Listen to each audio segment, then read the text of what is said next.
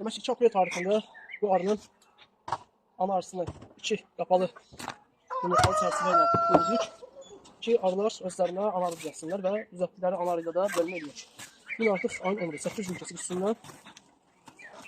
Baxın arının vəziyyətinə. Mən bu koloniyadan 5 ana arı götürmək istəyirəm. Biri bu koloniyanın özü üçün, ikisi bölmələr üçün, ikisi isə anaların götürdüyüm digər koloniya üçün.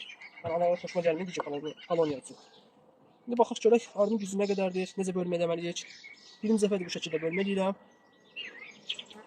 Hələ digər koloniyalara mən arı yumurtası verə bilməyəcəm, ana arı yumurtası. Çünki onlar hələ anasızlıqlarını hiss eləməyiblər. Yəni hələ ki anarı istəmirlər. Versəm yumurtaları kəsmə ehtimalı var. İlk önce dedim ki, hər bir böləcəyim yeşiyə hər tərəfinə, yəni sağ və sol kənarına ballı polenli bir çərçivə qoymuşam. Keçəndən qalma bu şəkildə. Yeşil ağzını bağlayırıq ilk öncə. Yuxarı çərçivədə demək olar ki, qapda arı yoxdur. Arı var, yəni yumurta yoxdur. Nə qapalı, nə günlük. Günlük ola bilməz. Onsuzda 8 günlük arı yoxdur. Başlayaq aşağı baxmağa. Mən üçün maraqlı aşağı bilsiniz.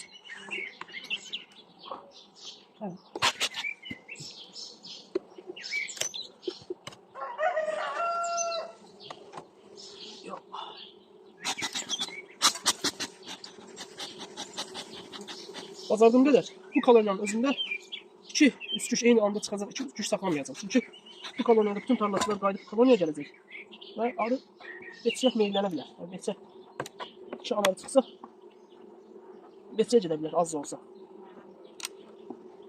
Ya qapalı yumurta saxlamayacağam ya da ki 2 eyni anda çıxacaq anarı. Başlayaq buradan baxmağa.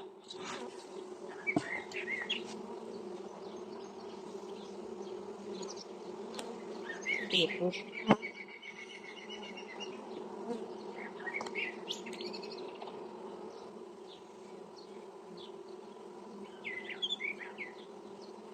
Burada yoktur.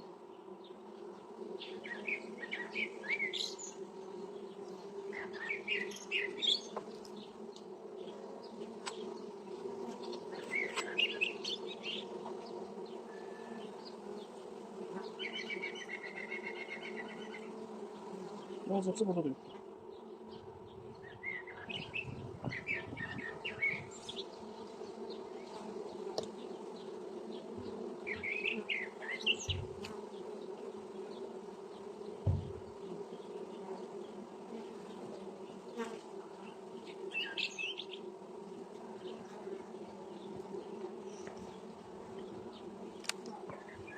İnce ana yumurtası olan çerçeveler ayırmak istedim ki. Ana arıların sayını görebilirim yumurtalarını. Güzel.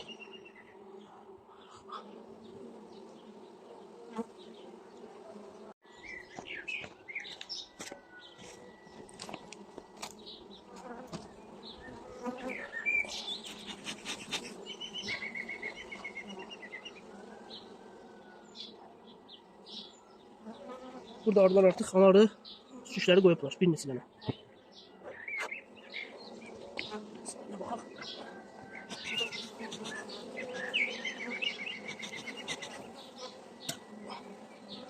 Təxminən 45 tane var burada yani.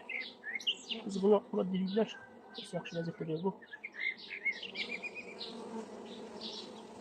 Şöyle baxaq.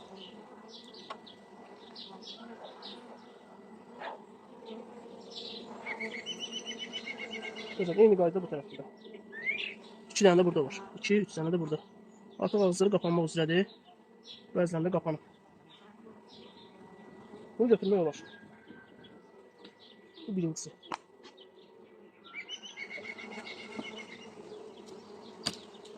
Ben bir neçə gündən sonra da buradakı yumurtalardan bəzilərini kəsib digər koloniyalara verəcəm. Tamam, gəlin.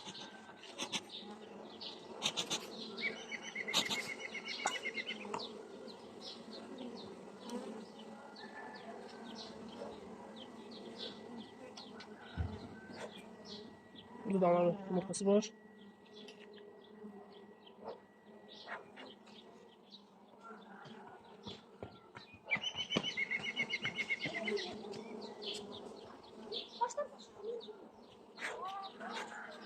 İki tanesi buradadır. İkisi buradadır. Biri de bu tarafta.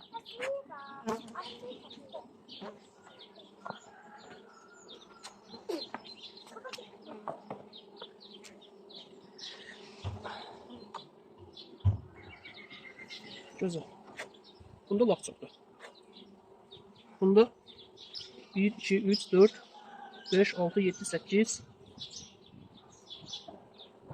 9, 10, 11. 11 tanesi de bunda tam şekilde. Şimdi əsas məsələ yumurtalı sağlam şəkildə kəsib digər koloniyaları verməyə bacarmaq. Hələ ki bunu bugün eləyə bilməyəcəm. Şimdi götürəcəm buradan digər bölməmizə verəcəm. Bax şuraya burada nə qədər qaldı? Burada yumurta yox. Ballı polenli çərçivədir. Bu vaxt çərçivədir deyə buna toxunmayacam. Deməli burada anarın üstünə qaldı. 1, 3 tane. Burada 3 tane anar yumurtası var. Ben bunlara toxunmayacağım. Üçünü de saxlayacağım. Ama bu koloniyada sadece bir dənə qapalı çərçivəli yumurtalı çərçivə saxlayacağım. O da bu. Başka bütün qapalı balların hamısını götürəcəm. Bunu saxlayırıq.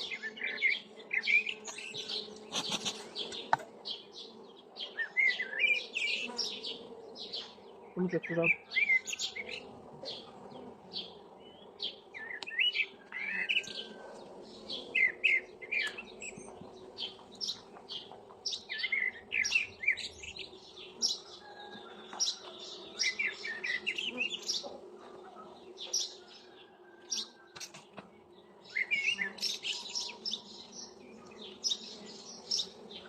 Bu qapanlı. Oraya verirəm.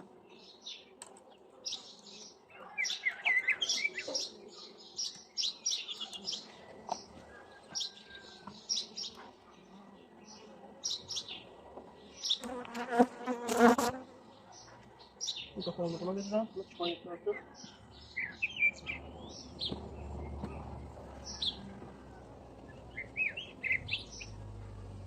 Bu polenli çərçivəni də verirəm bu arada.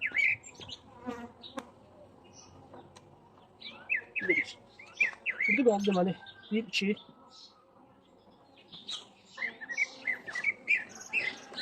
bu çərçivəni siparişdə qaldı da.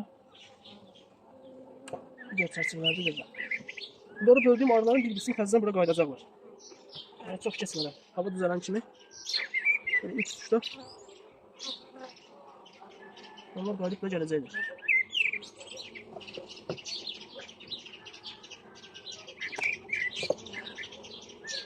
Mesela.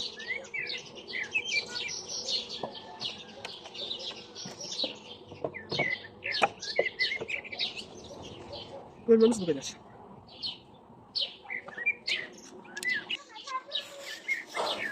Üç çərçivə. Hamısı bunun üç çərçivə. Bir çərçivədə anar yumurtası var. Daha sonra orta çərçivədə. Burada da anar yumurtası var. Qalanlarında burada iki qapalı yumurta. Daha doğrusu biri qapalı, biri polenli yumurta. Ballı polenli çərçivə. Qapalı yumurta, ballı polenli çərçivələr. Əsas koloniyada da qaldı bir qapalı yumurta, anar yumurtaları olan çərçivə, ballı polenli çərçivələr. Koloniya zəifləri həddindən artıq. Yəni bir bölmədən, bir koloniyadan artıq 4 koloniya əldə etdik. Bir özü, digər də 3 dənə də digər koloniya.